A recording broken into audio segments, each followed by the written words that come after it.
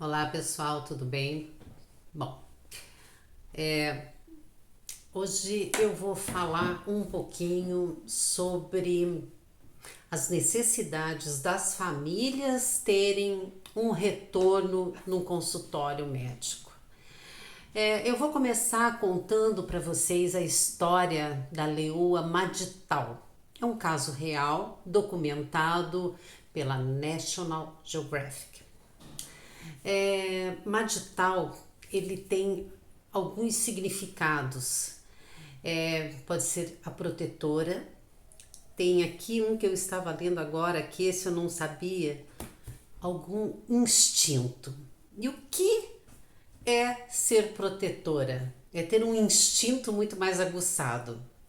A Madtal, ela perdeu seu parceiro numa briga entre os machos pelo território.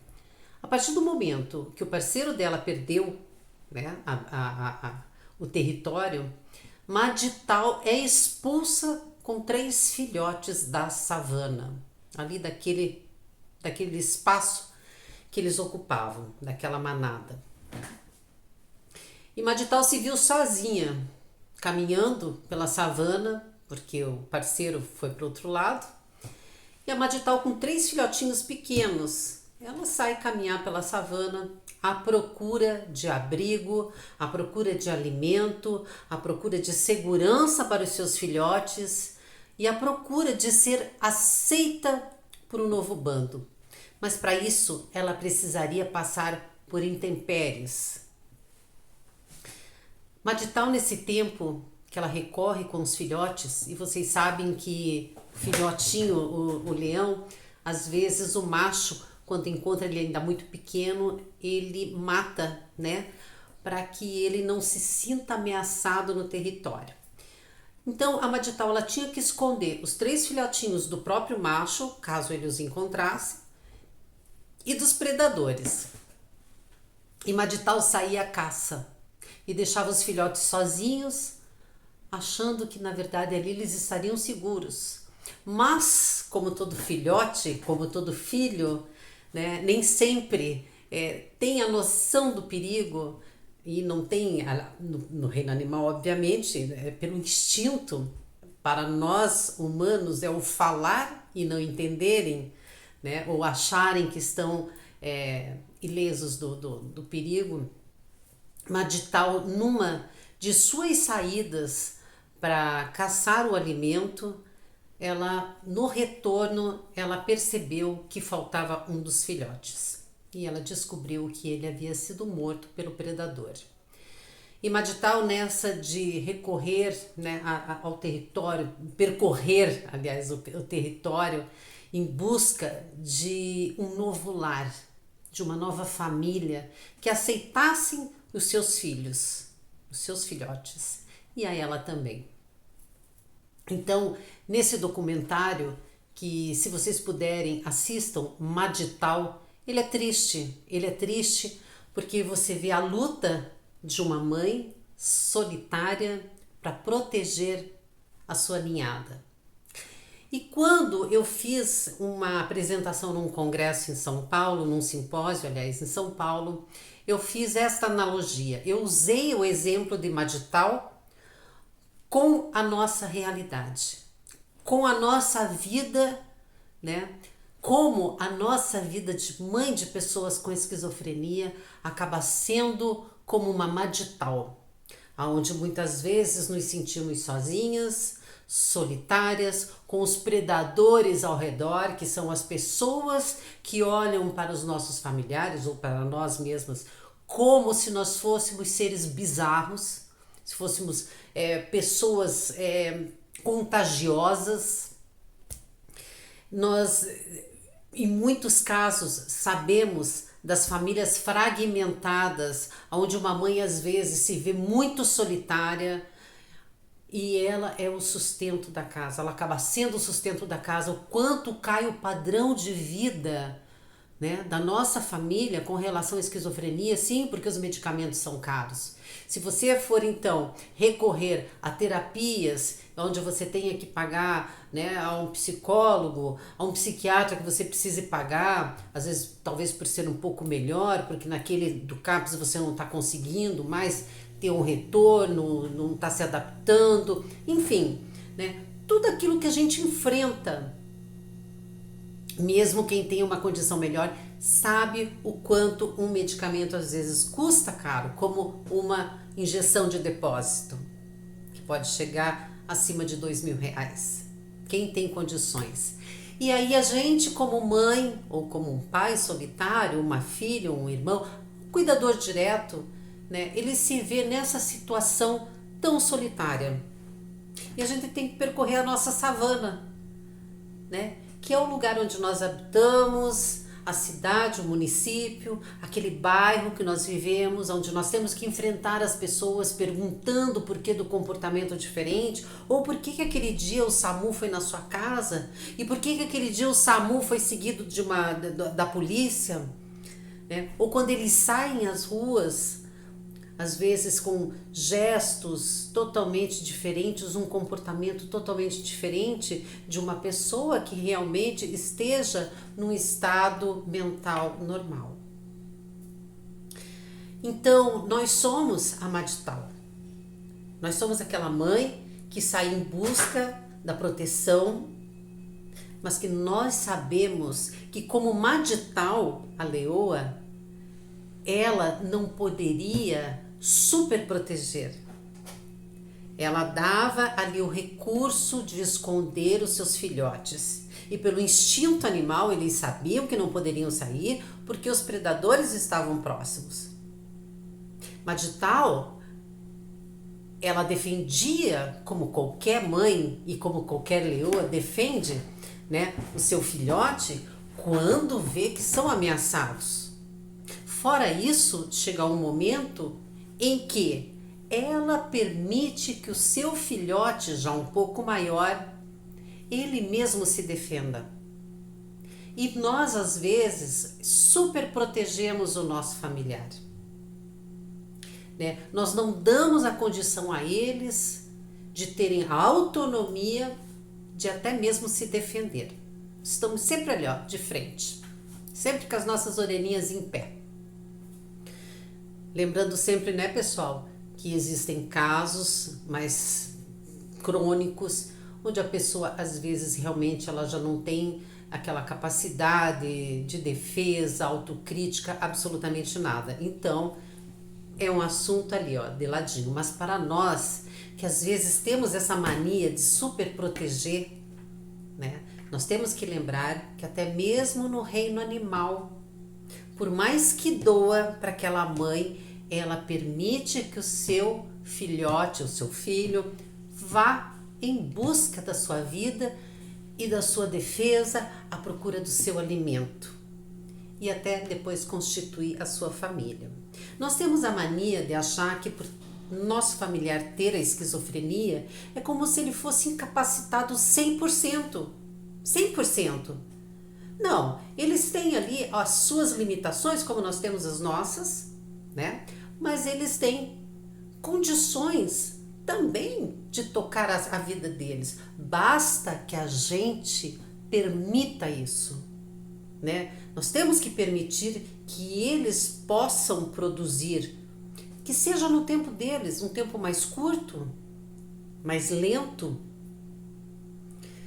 mas nós temos a responsabilidade e o dever de permitir isso ao nosso familiar, atribuir algumas funções em casa para que no mínimo eles tenham essa autonomia. Arrume sua cama, mas dentro do tempo dele.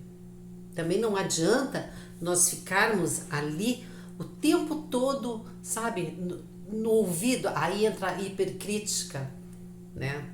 Porque você não faz porque você não quer, tenha mais força de vontade. Pessoal, nem sempre é assim, né? Então, Madtal, Quando eu usei a Madital como exemplo lá no simpósio de esquizofrenia, na verdade foi para falar aos médicos que nós nos sentíamos como a Madital, sozinha na savana com seus filhotes, aquela savana imensa, aberta, onde um mundo novo nos aguardava. Pelo instinto animal, eles sabem o que a savana oferece. Mas assim mesmo, com todo o instinto, com toda a audição deles ali, tão sensível, ainda assim, eles caem às vezes nas armadilhas do predador. Mas para nós, como seres humanos, que nunca passamos por uma situação como essa, da esquizofrenia, de repente você se vê naquela savana, mas você não sabe o que te aguarda. Você não sabe qual é o predador que está ali te esperando, né, para te derrubar, para te abater. E são vários os predadores. É o medo, é o preconceito, é a falta de informação, a não aceitação. Estou falando de nós, tá? Envolve tantas coisas, né, que obviamente nós não sabemos, e depois com o tempo é que a gente vai aprendendo o passo a passo do que é preciso para a gente poder avançar um pouco mais adentro da savana, que é a nossa vida, né, que é essa vida nova que se oferece. E aí entra a questão, por que os médicos não falam conosco aquilo que nós gostaríamos, não de ouvir, mas de saber? Né? Porque de repente nós chegamos num consultório querendo ouvir, vai ter cura, daqui tanto tempo ele vai ficar 100%. Não. A partir do momento que você sabe que o teu familiar tem uma doença que não tem cura, mas tem tratamento que pode estabilizar, a gente já tem que dar uma relaxada e pensar, bom, isso é que importa, né? Não é isso que vai causar a morte dele daqui a pouco, que ele vai definhar numa cama e vai morrer. Não. Existem possibilidades, né, para que ele tenha uma vida praticamente normal. Eu sempre digo praticamente normal, e isso serve para eles como serve para a gente, né? Porque o que é normal para um não é para outro. E ninguém, eu acho, que leva uma vida 100% normal. Justamente por isso, né? Vai dos critérios do que você acha que é normal e o que não é. Então, quando eu falei isso, sabe, de que nós chegamos muitas vezes no consultório do médico, ali nós sim estamos a ponto de termos um surto, não psicótico, mas um surto, uma histeria, né? Gritando, querendo saber por que eu, né? Por que com meu filho, por que na minha vida, o que foi que eu fiz, como que aconteceu, o que causou isso, o que eu fiz no meu passado.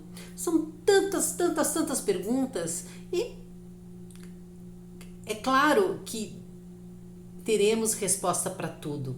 E também não vai ser numa primeira consulta que nós vamos ter, mas nós precisamos criar um vínculo com o psiquiatra, com o psicólogo, mas principalmente com o psiquiatra, que é aquele que vai tratar o nosso familiar e que nós vamos estar acompanhando mensalmente. E quando eu falei, por que quando nós chegamos no consultório de vocês, vocês não nos olham? Porque é o que acontece na maioria dos casos.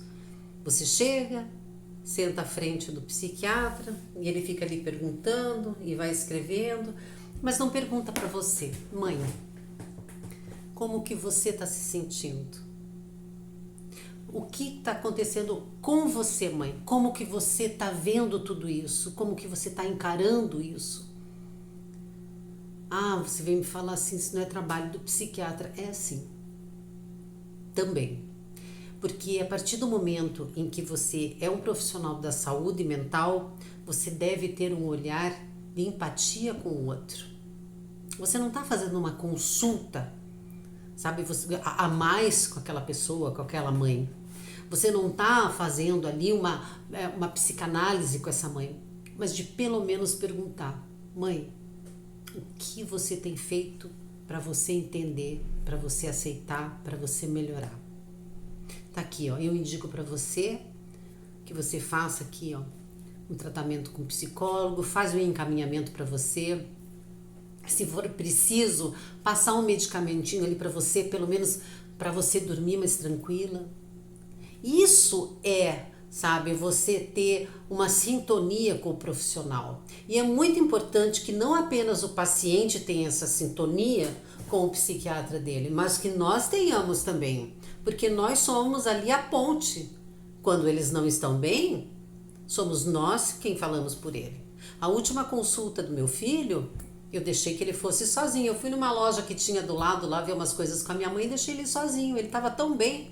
Falei, não, vai você sozinho, não precisa de mim. E o próprio médico falou, meu Deus, eu nunca vi ele tão bem. Dá umas escorregadas de vez em quando. Quem não dá, né? Tem dias que eu tô 3 vezes mais nervosa do que ele. Às vezes eu olho e digo assim, eu acho que ele tá bem e quem tá realmente mal sou eu.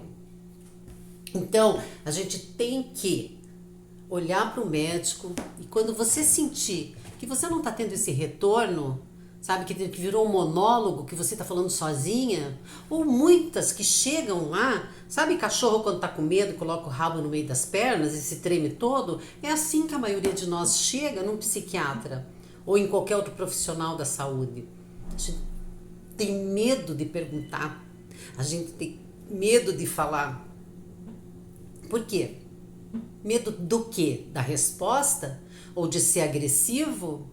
Se for agressivo com você verbalmente, como uma mãe esses dias enviou o médico falando para ela que o filho que ele não aceitava tomar o medicamento, ele falou, o que eu posso fazer? Eu não posso fazer nada, se ele não quer tomar o meu remédio, eu não posso fazer nada. É um velho de 40 anos, foi bem assim que ele falou, um velho de 40 anos quer que faça o quê? Não quer vir, não venha, é um a menos aqui para me encher o saco. E é isso que a gente não pode permitir. Que não é função do médico convencer? Claro que não. Não é função de ninguém. Porque eles têm que ter a conscientização. Mas para chegar na conscientização é trabalho de formiguinha. E é trabalho de um psicólogo, é um trabalho de uma mãe, de um pai, dos irmãos, de amigos, se acaso tiver, e do psiquiatra falar. Mas você não pode querer que o psiquiatra fique ali no ouvido do teu filho o tempo todo falando, você tem que fazer, porque a gente sabe que na hora eles concordam, saem dali e já fazem tudo o contrário. Então a gente não pode culpar o médico por isso. Agora a gente tem que culpar o médico quando ele fala dessa forma com uma mãe ou com qualquer pessoa, porque ninguém gosta de ser tratado dessa forma. Porque para quem concorda com esse tipo de fala, esse pedacinho de fala do médico é um a menos para me encher o saco, me desculpe. Né? É uma pessoa que para mim não tem empatia pelo outro. Então, nós precisamos quebrar o medo, nós precisamos quebrar, sabe, esse vidro, assim, sabe, aquela película que fica ali, assim, aquele gelinho fino, que se a gente fizer assim, ele vai dar uma trincadinha, mas ele pode quebrar e desmanchar tudo, e aí, quem sabe, a gente possa ter uma relação muito mais saudável, onde vai te fazer muito bem, onde vai melhorar a tua condução de vida, né? E isso diretamente afeta o seu familiar que você vem auxiliando e cuidando. Gente, nós precisamos lembrar que nós não somos eternas, mas para que a gente também dure um pouquinho mais, a gente precisa se cuidar, né? Ó, cuidar aqui, fazer umas caminhadas, porque o corpo também reclama, né? E a gente tem sim que pensar um pouquinho na gente. Madital, mesmo depois de ter perdido um filhote, a vida continuava para ela. Ela tinha os outros 2 para manter. E para ensinar a esses 2 filhotes que a savana estava lá esperando por eles. Com todas as intempéries, com todos os predadores ali à espreita, mas também com toda a beleza da savana e com a caça que um dia, né, seria a presa deles. E eles se tornariam os predadores.